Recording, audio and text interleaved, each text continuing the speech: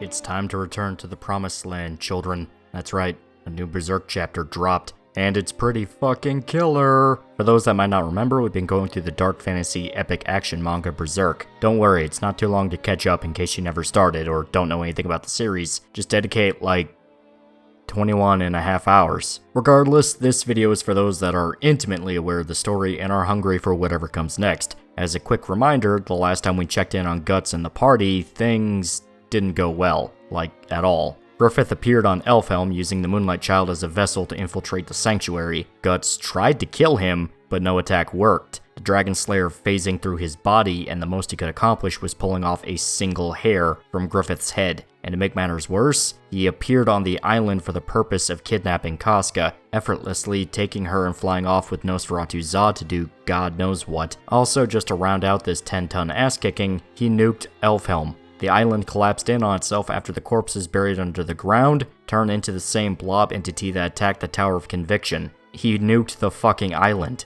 The survivors are now stuck on Roderick's ship, sailing aimless on the sea as they lick their wounds and try to process what the hell just happened. All those magical creatures vanished, sinking deeper into the astral realm where they won't be of any help anymore. And the worst part of it all, Guts is a complete mess. Everything he worked for was shattered in mere seconds. All the rage and fury he could rely on through his entire quest ended up being useless, and he lost Casca seemingly for good this time. He's thrown into a brutal mental breakdown, and the Beast of Darkness is able to take hold in his mind, even forcing out Shrike, who tries to astrally project and help him. The creature intends to let Guts spiral down further, sinking into a catatonic state as he collapses to the floor. That was the last we've seen of him, and yeah, it was a grisly last few chapters. This next one is pretty much more of the same, with some bitterness tacked on for good measure. The last chapter ended with Griffith taking Casca to Falconia, the generals of the Band of the Hawk and Sonia seemingly anticipating his arrival.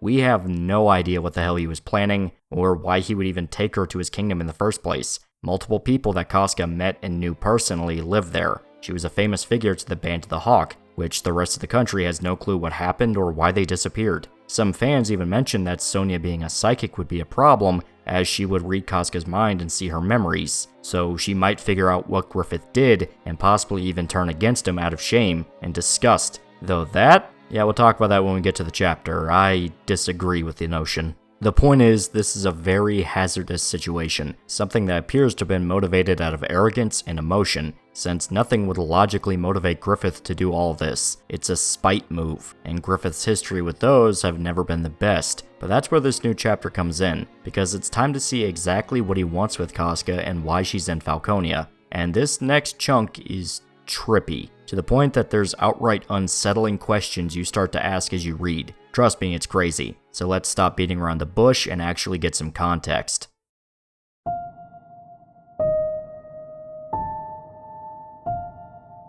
The chapter opens up with Casca watching the island collapse, still conscious as she's flown away with Griffith and Zod. Her thoughts immediately turn to Guts, seeing him walk away in her mind as she gets further and further. By the way, as a quick note, some people point out this set of panels look exactly like the end of the 97 anime intro, which if that's an intentional Easter egg, that's pretty clever, not even gonna lie. But then something weird happens. Casca wakes up. She's in a large mansion, yet instead of freaking out or trying to escape or even figure out where the hell she is, she actually seems pretty comfortable. She gets out of bed thinking that everything that just happened was all a big dream. Servants come to her bedside, telling her good morning and getting her dressed for the day. No one comments that she's unfamiliar or a new guest. It's outright routine, or at least it seems so. Casca is ready for the day, wearing a big red dress created by some hotshot dressmaker. The maids all give her compliments, while Casca is just silent, almost like she's in a daze.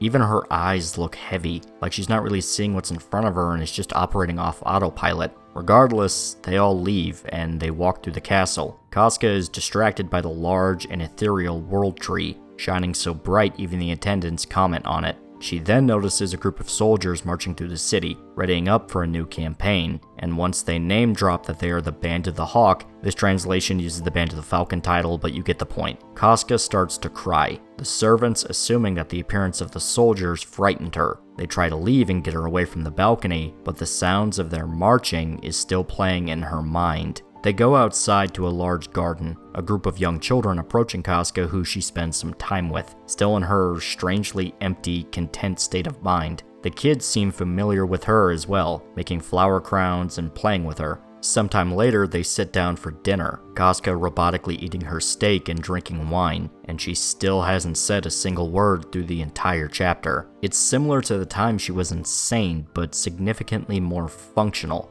She can dress herself, walk normally, and apparently still has her own thoughts, even crying at the mention of the Band of the Hawk. She's just empty, like a doll. That night they help Casca take a bath, her trying to relax in the water, and noticeably, her brand isn't bleeding. In fact, they haven't mentioned it at all this entire chapter so far. She mindlessly touched it once when she woke up, but it never mentioned any pain or blood. And you'd think a city full of demons would have that thing firing blood like a fire hose. Griffith's presence alone should have Casca in agony, yet if she feels anything, she's not showing it. In the middle of her bath, Casca is suddenly hit with memories of the party, a quick flash of her time on Elfhelm in her mind, but as soon as it appears, it's smothered in her brain. She seems to not even recognize the memory, left more confused by it than anything. She's apparently still thinking about it as she sits alone in the mansion, just resting in her chair. Then something happens. We don't know exactly when, whether it's in real time or a flashback, but we see Casca freak the hell out, fighting her maids so violently that they're forced to call the guards in to subdue her. Casca retaliates by chucking a vase at them, then disarming one of the guards of his sword and disarming him. Casca tries to escape, pursued by an entire army of Griffith's soldiers, screaming in her thoughts that she needs to get back to the party, and especially to Guts. In fact, she's specifically trying to make it back because if she doesn't, then something will happen to him. It's vague, but I can guess what it is, though we'll talk about that at the end.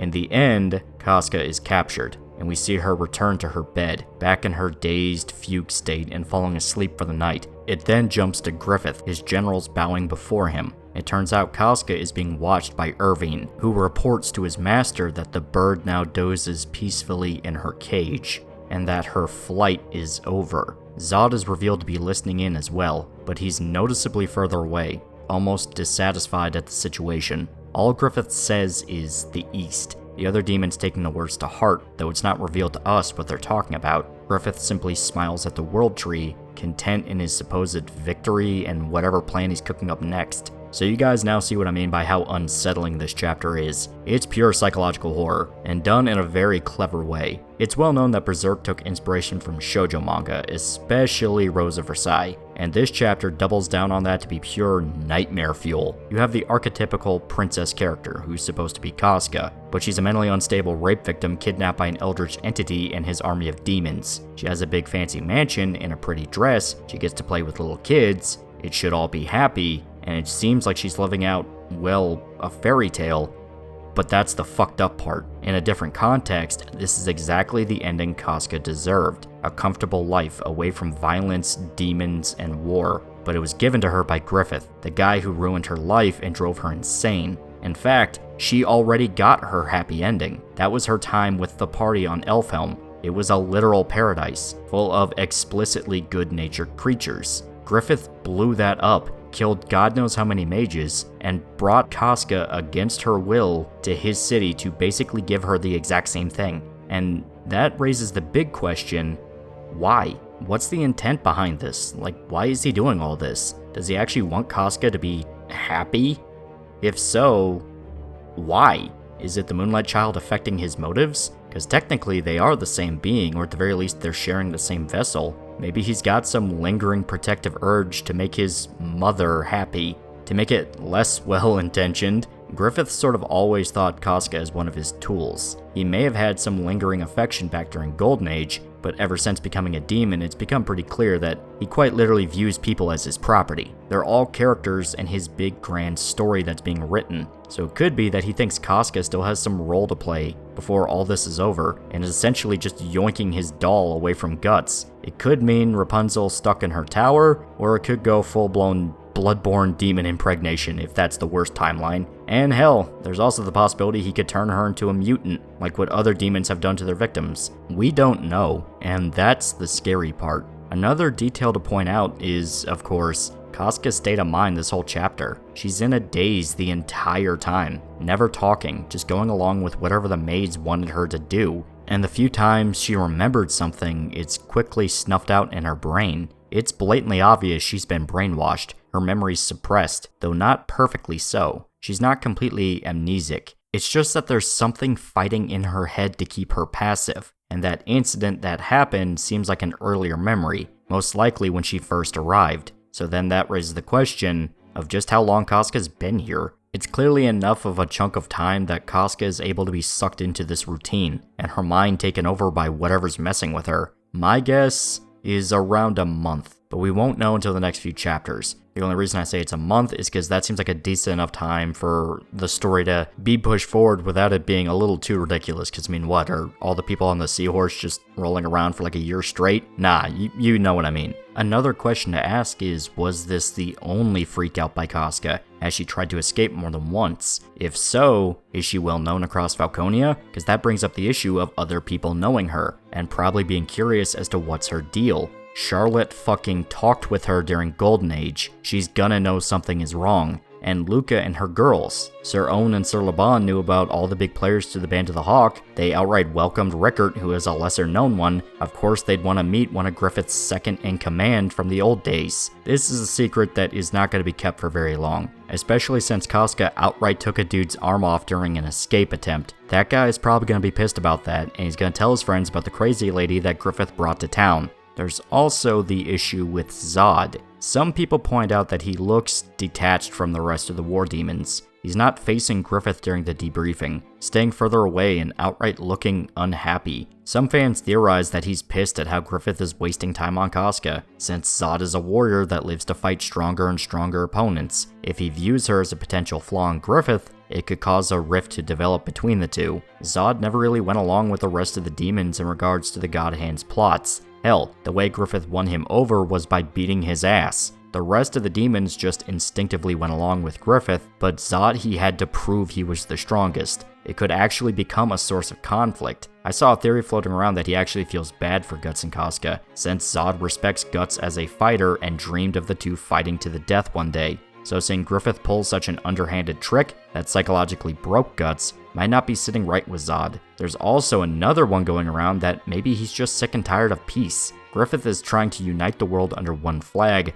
so there'd be an end to war, at least so he claims. That completely goes against Zod's existence. He lives to fight. He only wants to fight stronger and stronger people. His dream is to find somebody that can potentially kill him. So he could just be realizing that he's on the wrong side, and he wants to do something else for the chance of getting another good battle. I'm not sure how legit any of these theories are. They're just interpretations floating out there if you want to buy into them. There's also the matter of what the hell Griffith is talking about with the East. We know the Band of the Hawk is preparing for another military campaign, so the two have to be related, right? The only thing that comes to my mind is that maybe he wants to invade the Kushan Empire. They're fractured and broken, so it's the best chance to take large chunks of territory. Ganishka is technically dead, or maybe he has another intention behind it. Personally, I think he might be gunning after the Baki Raka. Remember, Rickert and Erica escaped with Salat and the Baki Raka in a very public fashion, flying off on the backs of the pterodactyl monsters with Master Daiba,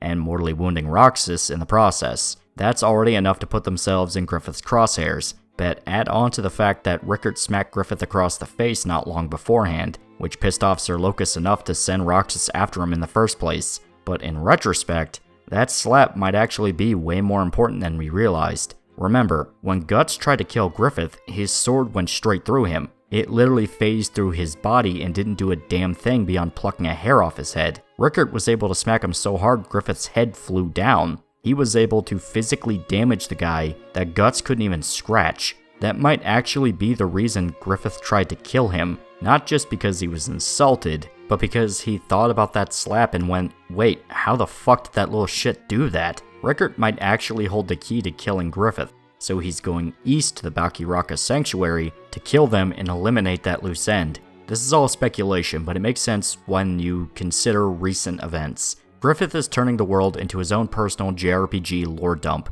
He can't afford any possibility of someone beating him. He went to war with the mages specifically because of this, murdering Flora and destroying Elfhelm, who were simply discussing the possibility of him being dangerous. The idea of even a single living person that could damage Griffith existing is something the dude would never tolerate. Hell, the reason he's never actively tried to kill Guts since becoming a demon is because Guts can't really do anything to him. Why give a shit about someone that will never affect his plans? He outright said it during Guardians of Desire. This isn't to say that Rickert is actually the chosen one who will save the world, more that there's something at play here, something that makes him different from Guts and Casca. The obvious answer is that he doesn't have a brand of sacrifice, but that's a tad too simple of an explanation, you know? Another detail to point out is that Skull Knight saved Rickert all the way back during Golden Age, when the Slug Count and Rosine killed the wounded unit of the Band of the Hawk. In retrospect, that was a weird decision. I mean, it's not like Skull Knight is a complete sociopath, but the fact he went out of his way to save one child instead of the rest of the entire unit, yeah, that's kinda noteworthy now that you think about it. Sure, you can chalk it up to Skull Knight being fucking awesome, which he is, but when you put it into this larger context, especially with this new information, he might have had special plans for Rickert or knew something that we don't. We won't know until it's revealed, but I definitely think this isn't something to ignore. Another detail to point out is this. What character could possibly be fucking with Casca's head? What character have we seen that has the ability to affect people's minds, and they're only growing more powerful as time goes on? Yeah, I fully think Sonya is the one affecting Casca's thoughts, because I'm convinced this kid is aware of what's going on and is in fact fully evil. This is, once again, pure speculation, but the way the previous chapter ended really pointed to the idea that Sonya knows way more than she's letting on. And once again, you have a character with psychic powers in the same city as a character whose mind is being messed with like someone who would have psychic powers could possibly do. Yeah, you get what I mean. Hell, she was outright waiting for Griffith with the rest of the demons. Not only is she aware of the presence of demons, she seems to know that Griffith was going to kidnap Casca, which spirals into question after question of what the hell does this kid know? If she's the one manipulating her memories, then it's full confirmation she knows everything about Griffith. Now, it's clear that the next few chapters are gonna focus on Falconia. Hopefully, we do get the wider perspective of what's going on and how the rest of the city reacted to Casca's arrival, because this is a major shakeup that can only spell disaster down the line. The question being, for who and how? It seems like events from Golden Age are starting to rhyme with Falconia, since back then, right as it seemed like Griffith was about to win, he pulled some absolutely brain-dead move that caused a domino effect, which came as a result to a decision he made years prior, finally exploding in his face. Since Guts leaving the Hawks, motivated by Griffith's speech to Charlotte, caused Griffith to sleep with her, which enraged the king, and you all know what happened next. This feels similar, with Griffith breaking character to snatch Casca, and Zod is looking pretty unsatisfied with the way things are going. That's not to say the final arc will be an exact retread of Golden Age's plot points, but there's definitely a similar sound that will make you flash back to that arc. And it makes sense when you consider this is supposed to be the big crescendo to Berserk. We don't know how many chapters are going to come out before the legit finale. Most likely, we still have at least 50 to go, and that's the conservative estimate, the one I pulled out of my ass. So it's going to be a while before it's all revealed. But that's all I have to say about the recent chapter. The next one is due close to the end of May, which I won't be able to cover for a bit since I'm actually going to be flying out to Japan come the 31st for the long-awaited Japan saga. I'm going to be recording as much as I can so I can edit the whole thing together. It's going to be fantastic. I honestly can't wait. It's going to be great. After that, I'm absolutely going to talk about Chapter 373, because I'm fully on board and I want to see where this goes next. I know some people complain about the pacing of these recent chapters, but personally, they never really stood out as a problem to me. Berserk has kind of always been like this. When you catch up, each chapter feels too short and goes by too fast. It's only when you read through it later with the rest of the story arc that you see where it's going. Another thing to point out is that the art is stellar this chapter. Studio Gaga is really upping their game and embodying Miora's art style. Some scenes outright gave me flashbacks to Conviction, which is the highest praise I can possibly give. It's fucking great work. Now, to get the obvious out of the way, yeah, it's a kick in the dick that Casca finally came back only to then be brainwashed. But the fact they established it's not perfect saves it from being infuriating. Because now there's a mind game at play here. Can Casca snap out of it and escape Falconia? Will she be able to use this to her advantage and find out more about Griffith's plans? What about her PTSD? Is she gonna be able to get over it and become a ferocious warrior again? We saw a hint of it during the flashback. She took off a guy's arm without a moment's hesitation. And when she was being kidnapped and thinking of Guts, she envisioned his current form, the Berserker armor Guts, the one she couldn't even see once beforehand since it threw her into a panic attack. Casca might have actually been working to get past her trauma when she was taken, and now, all she wants to do is get back to Guts. Most likely because she feels guilty at how much he had to suffer while she was insane. She knows that the guy did everything to save her, so she's desperate to get back to the party so he won't be alone. That's what I think she was referring to when I said she was scared of something happening to Guts. Now she's the one fighting to see him again and is scared of what could happen if they're apart, since now she's intimately aware of how much he's banged up, all to protect her. Plus, the party is her new family. That's the new group she wants to spend the rest of her life with, since they all care about each other. And Griffith basically just shoved her into an imitation. It looks big and grand and expensive. It's this magnificent kingdom, but it's hollow, like how she is right now. On the outside, she seems content, but it's because she's not really thinking about anything. She's not allowed to think. As painful as it was when she remembered the old days, she was genuinely happy on Elfhelm with the party, with that shitty little island with the mages, those little fairy tale creatures. Even though it hurt her to be next to Guts, it's what she wants to do. This all harkens back to something I brought up in the actual Berserk Saga video, when I talked about the difference between Guts and Griffith and how they approach relationships. Griffith is very superficial. All the relationships he has are based on manipulation and lies. Looking great on the outside and seeming like he actually cares, but he doesn't. You're a tool in his eyes, and he will discard you the minute he thinks it's useful. Compared to Guts, where there's so much more conflict, so much more anger and emotion. There were times when the party outright hated each other and tried to kill each other, but when they finally came together and were able to become the party, you saw a bond form that is going to stick with them for the rest of their lives. No matter how much shit they had to crawl through, they did it together, and they did it for Guts and Casca. So you know for a fact, they're going to pick themselves up, dust off the pain and the blood and the sweat, and they're gonna go get her back. This chapter really went above and beyond, and I am beyond hyped for the rest. Hopefully we get a consistent batch before the next hiatus, because this story beat is extremely interesting and I can't wait for the next update. But we're gonna have to call it here. Reminder, the next chapter comes out the 26th of May, so we're not actually that far away from the next one, maybe about 2 weeks, at the time of this video at least. Another thing I want to mention is that you might have noticed some of the music in the background. Well, one of the tracks used during the video was actually composed by a guy named Clarity. Yeah, composed. He's a guy who makes his own original music, and he's been on sort of a project to do a full soundtrack for Berserk. He takes a lot of cues from stuff like the Souls series and especially Bloodborne. Check him out, he does great work. Until next time, please remember to like, comment, and subscribe. See you guys.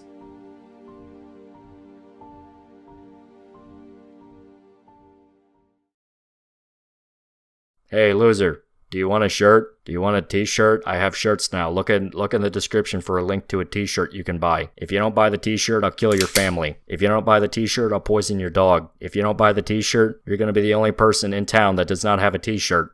Everyone's going to look at you funny. There's going to be social consequences to not having one of these t-shirts. I'm now making express threats of violence against you if you do not buy my t-shirt. I will call the police, tell them how you're not buying my shirt. They're gonna plant crack in your house, and they're gonna arrest you and then beat you up in a jail cell. Buy my shirt.